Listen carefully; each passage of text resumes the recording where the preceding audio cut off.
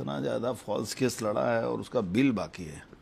अब देख रहा है बिल तो मिलेगा नहीं, कम से कम नया सरकार में अपना ये बना ले कि भाई हम भी ममता के खिलाफ हैं। कल्याण बनर्जी के लेके हम लोग भारतीय जनता पार्टी के लोग बहुत सीरियस नहीं रहते हैं। उसको जोकर के हिसाब से ही पूरा सदन भी जानता है कि जोकर है। असल में बहुत नाराज है, इतना ज़्यादा फॉल्स केस लड़ा है और उसका बिल बाकी है। अब देख रहा है बिल तो मिलेगा नहीं, कम से कम नया सरकार में अपना ये बना ले कि भाई हम भी ममता के खिलाफ हैं, ताकि गलती से कोई उसको केस देना मत शुरू कर दें। तो हालांकि इस सरकार में केस होने का कोई चांस नहीं है, क्योंकि हम लोग इलीगल काम तो करेंगे नहीं। और कल्याण बनर्जी के लेके हम लोग भारतीय जनता पार्टी के लोग बहुत सीरियस नहीं रहते हैं। उसको जोकर के हिसाब से ही पूरा सदन भी जानता है कि जोकर है, और बंगाल के लोग तो जानते हैं। काकोली घोष दस्तीदार कह रहे हैं कि कहाँ थी ममता बनर्जी जब घूस का डिमांड किया जाता था, तोलाबाजी का डिमांड किया जाता था, पैसा का डिमांड किया जाता था। नहीं, वो तो अनुभव पर बोल रही हैं, वो तो उनके साथ घटा है तब बोल रही हैं। तो बात सही बोल रहे हैं। ममता के राज में तो सीधा सीधी 75% मांगा जाता था, तो ये कोई नया बात नहीं है। उन्होंने ठीक ही कहा है। ठीक है, उस समय डर से नहीं बोलते थे हम लोग, हो सकता है उस समय मुखर हो गए, उन लोग नहीं बोलते थे। जब समय बोलना शुरू किया, सब कोई तो सब तरह की लड़ाई नहीं लड़ता।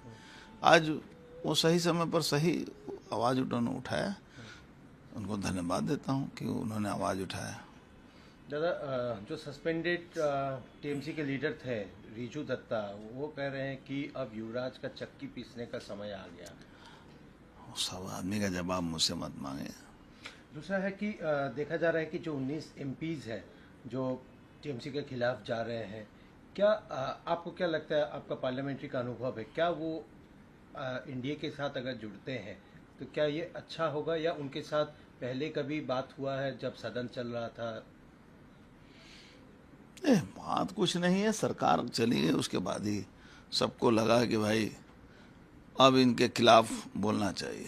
कुछ लोग पहले बोले, अब कुछ लोग बाद में बोल रहे हैं। बात है और कुछ नहीं। आपका क्षेत्र से पार्थभौमिक भी नाराज चल रहा है, क्या कोई अब पार्थभौमिक क्यों नाराज है वो पार्थभौमिक बता सकते हो, क्योंकि वो भी तो रिबेल एमपी का ग्रुप में नाम लिखाए हैं, सिग्नेचर किए हैं।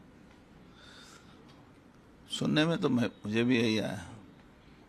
दादा, दूसरा ट्रांसपोर्ट का डिपार्टमेंट में अगर आए तो देखा गया है कि पिछला सरकार जो पीपीपी मॉडल के तहत बहुत सारे ट्रांसपोर्ट चलाते थे, क्या उसके ऊपर नया कोई कुछ लाया जा रहा है? भाई साहब, ट्रांसपोर्ट डिपार्टमेंट को तो अजीब हालत है। एक परमानेंट वर्कर है, एक कॉन्ट्रेक्चुअल है, और एक एजेंसी कॉन्ट्रेक्चुअल है। और एजेंसी कहीं ना कहीं कार्तिक बनर्जी, कहीं ना कहीं अभिषेक बनर्जी, पूरा परिवार एजेंसी लेकर बैठा हुआ है। 18,000 अगर रुपया मिलता है कॉन्ट्रेक्चुअल ड्राइवर को, तो उसमें से 14,000 ही देते हैं लोगों को, और वो बेचारे डर से बोलते नहीं हैं। तो ममता बनर्जी ने ट्रांसपोर्ट डिपार्टमेंट को एक डब्बा बना दिया। मैं आपको 4 डिपो का बता सकता हूँ, मैं देख के आया हूँ practical. Ultadanga depot, BT road Belgharia वाला depot, Titagarh depot, Nilganj depot, जहाँ सिर्फ स्केलेटन पड़ा हुआ है और घास जमा हुआ है। इतना बड़ा प्रॉपर्टी, एक बस नहीं चल रही है। जो बस चल रहा है 1 ट्रिप 2 ट्रिप से ज़्यादा नहीं चलता है। सरकारी बस दिखाई नहीं देता है, खाली जिहादियों का टुट्टू दिखाई देता है जो रास्ते पर मेन रोड पर घूम रहे हैं, कोई उनको रोकने वाला नहीं। कल कारखाना भी तो बहुत सारे जूट मिल्स भी बंद हैं, वो सारे जूट मिल्स क्या दादा फिर से खुलने के मैं लिए एक मीटिंग बुलाया हूँ सोमवार को, जूट मिल जो बंद है जिनके मालिकों को, चाय बागान के मालिकों को भी बुलाया हूँ। कुछ ना कुछ सॉर्ट आउट करेंगे हम लोग। दादा, यह है कि हेयर स्ट्रीट थाने में ममता बनर्जी के अगेंस्ट में एफआईआर हुआ है, किस रूप से देखते हैं उनके डेलीगेट? ममता बनर्जी के खिलाफ में हेयर स्ट्रीट में क्या हुआ वो तो बात की बात है। ममता बनर्जी के खिलाफ में सीएजी ने एक रिपोर्ट दाखिल किया था कि उम्फान में इन्होंने बहुत बड़ी गड़बड़ी की है। उम्फान का जो फंड आया था उसमें इन्होंने बहुत बड़ा घपला किया था। मुझे लगता है वो भी केस होना चाहिए उन पर। अभिषेक बनर्जी के घर पर फिर से सीआईडी। वो होते रहता है। उन्होंने इतने लोगों के घर में सीआईडी और पुलिस भेजी है, तो अभी तो लोग कहते हैं देख के मन लगे।